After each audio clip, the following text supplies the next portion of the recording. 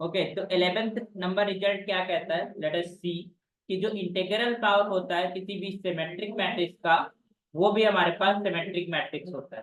ठीक है, integral power of a symmetric matrix is again a symmetric matrix. Okay, तो if हम just we can just say कि हमारे पास, let us write the 11th number result कि if A is a symmetric matrix,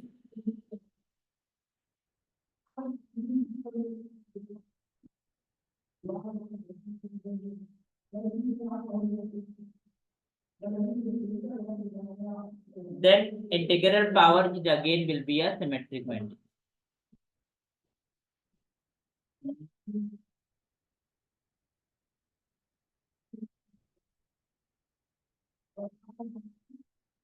ऊपर चलेगी एक बार।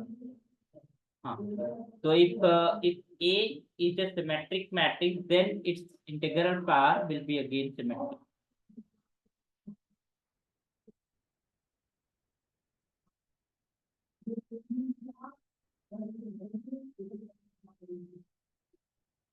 Symmetric matrix, symmetric for all positive integer.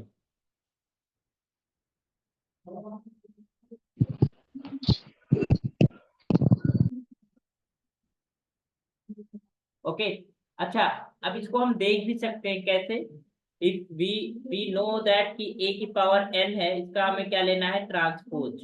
तो ट्रांसपोज इंटीग्रल पावर में हमारे पास डिस्ट्रीब्यूट हो जाता है, तो इधर जैसे a transpose whole power n, और a ट्रांसपोज क्योंकि a सिमेट्रिक मैट्रिक्स है तो a ही हो जाएगा, and that is equals to n। यहाँ पर लिख सकते हो सिंस a की पावर a dash is equals to a। तो यहाँ पर हम देख रहे हैं कि एक पावर n का अगर हम ट्रांसपोज लेते हैं तो एक पावर n ही बच रहा है। This implies what, this a की पावर n is the symmetric matrix. तो अगर कोई सिमेट्रिक मैट्रिक्स है उसका इंटीग्रल पार करते हैं तो वो भी हमारे पास एक सिमेट्रिक मैट्रिक्स है। ध्यान देना, इंटीग्रल पावर यहाँ पर पॉजिटिव इंटीजर है, यहाँ पर पॉजिटिव इंटीजर की बात कर रहे हैं, n is a positive integer because we don't know कि इनवर्स एग्जिस्ट करता है या नहीं। अगर इनवर्स एग्जिस्ट करता है तो उसकी बात अलग होती है, ठीक है, बट यहाँ पर हमारे पास पॉजिटिव इंटीजर हम ले रहे हैं, नेचुरल नंबर ले रहे हैं, ठीक है। नेक्स्ट रिजल्ट की हम बात करते हैं। Next result is what saying the next result, 12th number, वो इसके सिमेट्रिक मैट्रिक्स के ऊपर है, लेट अस सी। तो इसके सिमेट्रिक में इंटीग्रल पावर के ऊपर क्या कह सकते हैं, प्लीज लेट मी नो अगर किसी को पता हो। क्या होगा, अपने से आप सोचिए कि अगर हम कह रहे हैं कि a की पावर n का हम ट्रांसपोज ले रहे हैं, ठीक, और हमारे पास a यहाँ पर इसके सिमेट्रिक मैट्रिक्स है, it mean that a dash is just equal to minus of a है। तो यहाँ पर हमारे पास क्या निकलेगा, यहाँ पर ऐसे निकलेगा ना कि this is your a dash की पावर n, समझना बात को। और इसको यहाँ पर हम लिख देंगे, this is a dash is nothing, this is minus of a की पावर n हो जाएगा, एंड दिस इज माइनस 1 की पावर n इंटू a की पावर n।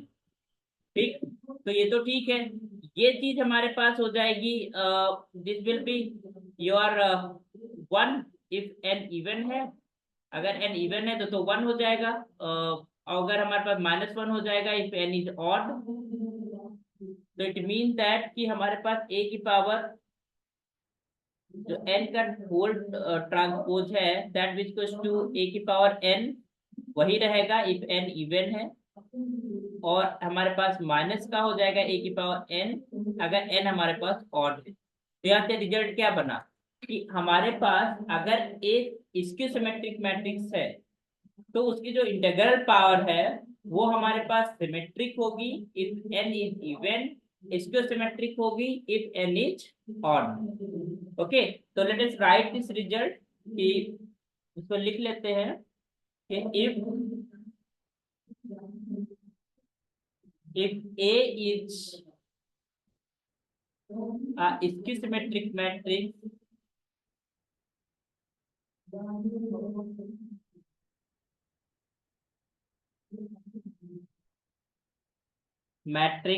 then a to power n is symmetric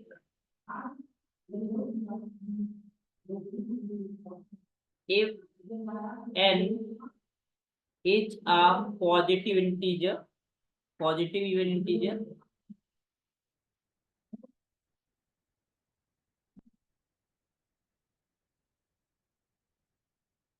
integer, and a to the power n is symmetric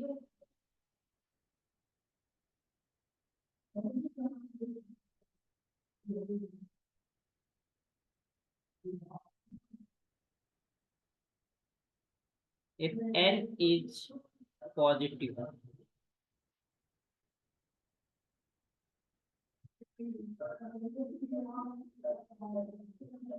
एक चीज आप लोग हमेशा ध्यान रखिएगा कि जो जो रिजल्ट सीधे डिफिनीशन से फॉलो होते हैं, मतलब डिफिनीशन की कंडीशन को यूज करके जो रिजल्ट हमारे आते हैं, उन रिजल्ट्स को आप क्रैम ना कीजिएगा, उनको याद न करिएगा, उनको कोशिश करिएगा कि कैसे उनको प्रूव करते हैं, क्योंकि अगर मान लो उससे इर्द गिर्द कोई क्वेश्चन बना तो आप आसानी से डिफिनीशन का यूज करके प्रूव कर पाएंगे। तो ये मेथोडोलॉजी आप सीखिए चीजों को करने की, कि आप जो डिफिनीशन से डायरेक्ट रिजल्ट बन रहे होते हैं उनको डिफिनीशन से प्रूव करने की हैबिट डालिए, क्योंकि डिफिनीशन हमारे अगर अच्छे से हमें आ रही होती तो उसका यूज करके हम रिजल्ट्स को देख भी सकते हैं, और ये सी पार्ट में बहुत काम करता है, क्योंकि चार ऑप्शंस होते हैं और अगर मान लो कोई छोटा प्रॉब्लम है तो उसका हम प्रूफ लिख लिया प्रॉपर तरीके से, फिर चारों ऑप्शंस को हम आसानी से सही कर पाते हैं। क्लियर? तो ये हैबिट में डालिए चीजों को करने की, ठीक है। जैसे कि हमने यहाँ पर देखा कि हमारे पास स्टोइकोमेट्रिक मैट्रिक्स थी, उसका इंटीग्रल पावर हम लोग ले रहे हैं, तो क्या बनेगा, है ना। हमने यहाँ पर देखा कि भाई हमारे पास ए डैश इज माइनस ऑफ ए आ जाएगा, फिर यहाँ पर इंटीग्रल पावर बन रहा है -1 की पावर n बन रहा है, -1 की पावर n पॉजिटिव कब होगा, when n is even, odd होगा, -1 होगा when n is odd, and according to that हमारे पास जो ए इंटीग्रल पावर है किसी भी स्क्योसिमेट्रिक मैट्रिक्स का, वो अकॉर्डिंग टू n हमारे पास वो सिमेट्रिक हो जाएगा एंड स्क्योसिमेट्रिक हो जाएगा। Clear? Let us talk about the 13th result. 13th result क्या कहता है? If a is a skew symmetric matrix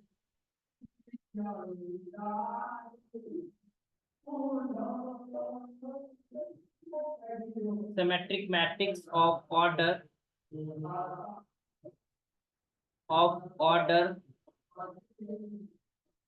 matrix of order n, then adjoint of A is symmetric,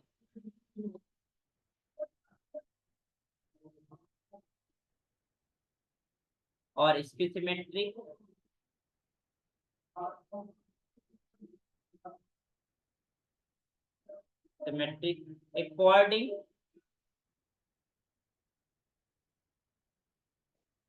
according as n is odd or even। ध्यान देना, you know that कि adjoint क्या होता है? It is the transpose of the cofactors matrix. Cofactor matrix का अगर हम transpose ले लेते हैं तो हमारे पास एडजॉइंट ऑफ ए मिल जाता है। तो अगर ए स्क्योसिमेट्रिक मैट्रिक्स है तो एडजॉइंट ऑफ ए हमारे पास सिमेट्रिक होगा अगर एन ऑड है, और स्क्योसिमेट्रिक होगा if n is even number. ठीक है, नेक्स्ट हमारे पास बात करते हैं नेक्स्ट रिजल्ट।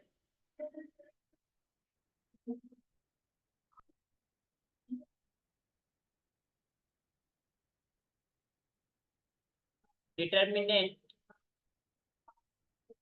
ये बहुत इंपॉर्टेंट रिजल्ट है, मतलब इसके सिमेट्रिक मैट्रिक्स के बारे में। डिटर्मिनेंट ऑफ इसके symmetric matrix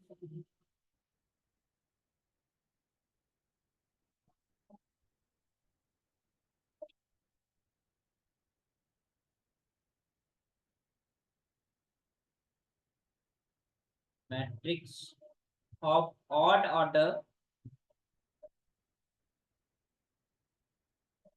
is always 0।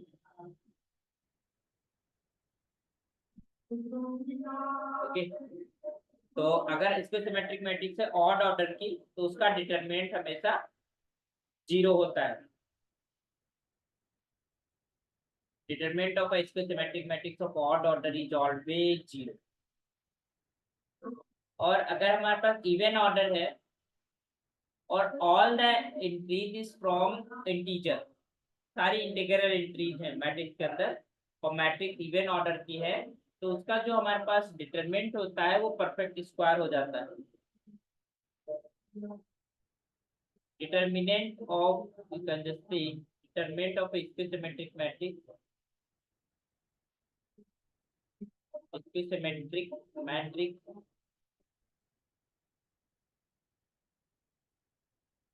Matrix of even order, even order का ही तो पॉसिबल है, बाकी तो 0 हो जाएगा। फिर इंटीग्रल इंट्रीज, कंडीशन ये है कि वहां पर जो इंट्रीज है सारी के सारी इंटीजर नंबर्स होनी चाहिए। उस केस में is always a perfect square.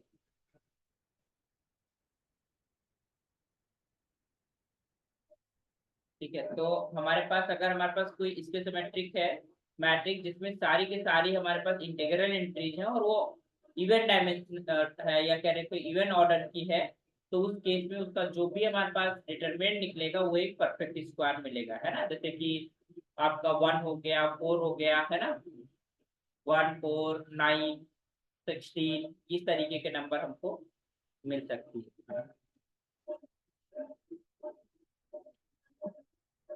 अगर आपसे बोला जाए कि आप एक मैट्रिक्स का एग्जांपल दीजिए जो कि सिमेट्रिक भी हो और एसक्यू सिमेट्रिक भी हो, तो हमारे पास एक ही हमारे पास दिमाग के अंदर आएगी, that is your null matrix. Zero matrix जी जो जी। होती है तुम्हारे पास, वो हमारे पास जो है सिमेट्रिक भी होती है और एसक्यू सिमेट्रिक मैट्रिक्स भी होती है।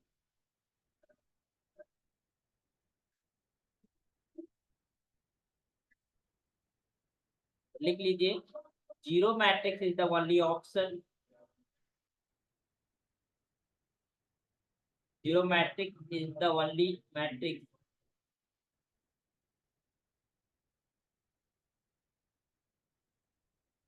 only matrix which is both symmetric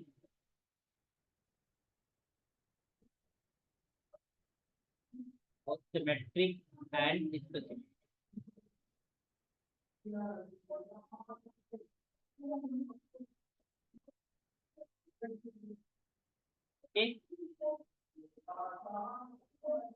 non zero ऐसी मैट्रिक्स नहीं मिलेगी जो सिमेट्रिक भी हो और सिमेट्रिक भी हो। बाकी हम बता चुके हैं कि कोई भी स्क्वायर मैट्रिक्स को हम सिमेट्रिक एंड सिमेट्रिक के सम में लिख सकते हैं। तो ये वो लिखने रिप्रेजेंटेशन भी हमने देखा था कि कैसे हम लिख सकते हैं, तो ये चीज को आपको ध्यान में रखना है। क्लियर। अब थोड़ी सी बात कर लेते हैं हर्मिशियन मैट्रिसेस के बारे में। अभी समय है ना आप लोगों के पास?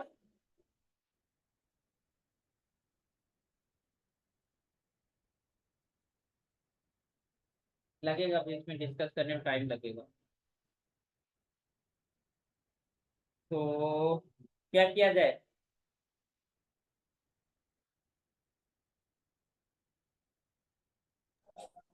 सर एक बार 12 से ऊपर वाला रिजल्ट दिखा दीजिए।